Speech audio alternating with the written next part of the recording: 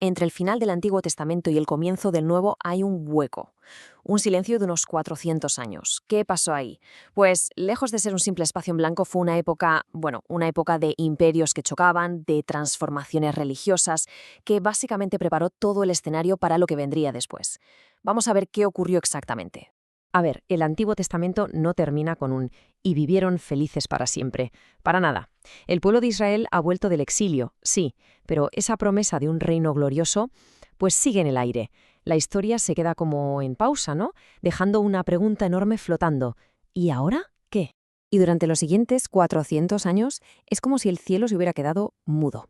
No aparecen nuevos profetas, no se añaden más escrituras, nada.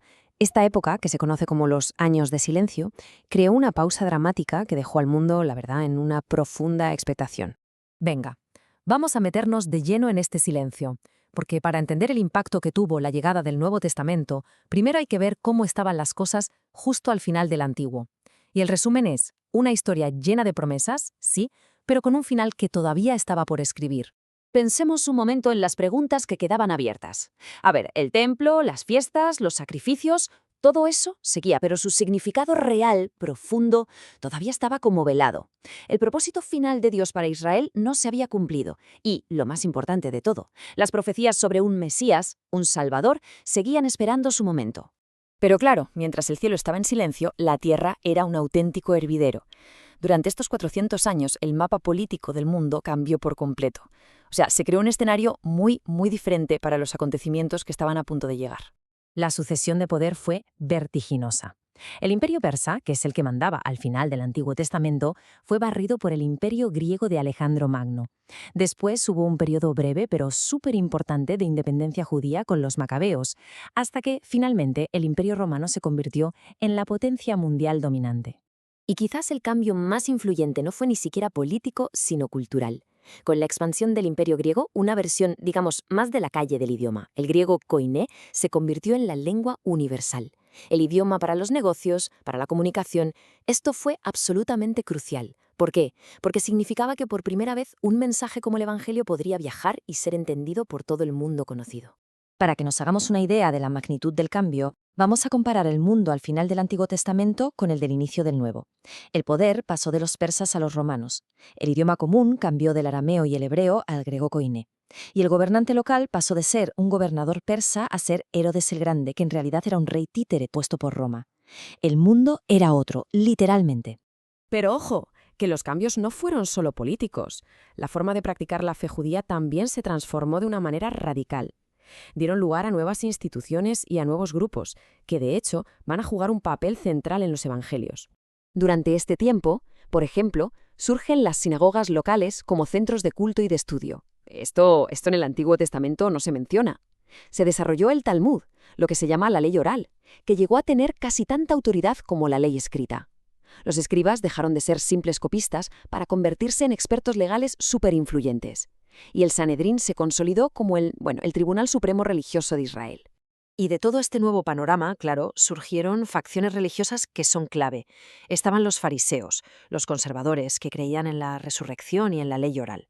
Los saduceos, que eran el partido de los sacerdotes, más liberales y muy metidos en política, que negaban la resurrección. Los esenios, unos separatistas extremos que vivían en comunidades aisladas. Y los celotes, los nacionalistas, que querían echar a los romanos por la fuerza. Ninguno de estos grupos, ninguno, aparece mencionado en el Antiguo Testamento. Y entonces, después de 4 siglos, algo cambió. El silencio, por fin, se rompió. Y esto marcó el comienzo de un capítulo completamente nuevo en la historia. El Nuevo Testamento estaba a punto de llegar. Es fascinante, de verdad. La primera palabra de Dios, después de 400 años, no fue una profecía atronadora, no, fue el mensaje de un ángel que anunció el nacimiento de Juan el Bautista, el precursor, el que prepararía un pueblo dispuesto para el Señor. Con esa frase se rompió oficialmente el largo silencio. Y esto nos lleva a la conexión final, que es la más importante de todas. Y es que el Nuevo Testamento no se presenta como una historia nueva sin más, sino como la culminación de todo lo que vino antes. Une los dos testamentos de una forma inseparable. Hay una frase que se repite una y otra vez, sobre todo en el Evangelio de Mateo, que es para que se cumpliese. Esta frase actúa como un puente, ¿no? Como un recordatorio constante de que los acontecimientos del Nuevo Testamento son, en realidad, el cumplimiento de las profecías del Antiguo. La relación entre los dos es como un cofre del tesoro. El Antiguo Testamento es el cofre cerrado. Contiene la promesa, sí, pero de forma oculta, en símbolos, en profecías. Y el Nuevo Testamento es ese mismo cofre pero abierto, revelando por fin el tesoro, el Salvador que se había prometido. De hecho, hay una conexión simbólica que es alucinante. Relaciona los 4 evangelios con las 4 caras de los seres celestiales que describió el profeta Ezequiel. A ver, Mateo presenta a Jesús como el rey Mesías, que sería el león. Marcos como el siervo que sufre, el buey. Lucas como el Hijo del Hombre, con rostro humano. Y Juan como el Hijo de Dios, que es el águila que se eleva a los cielos. Así que, en resumen, el Antiguo Testamento nos deja con una historia inacabada. Un mundo gobernado por Persia, con un montón de profecías sin cumplir y un anhelo de redención que, todavía no ha llegado a su punto álgido.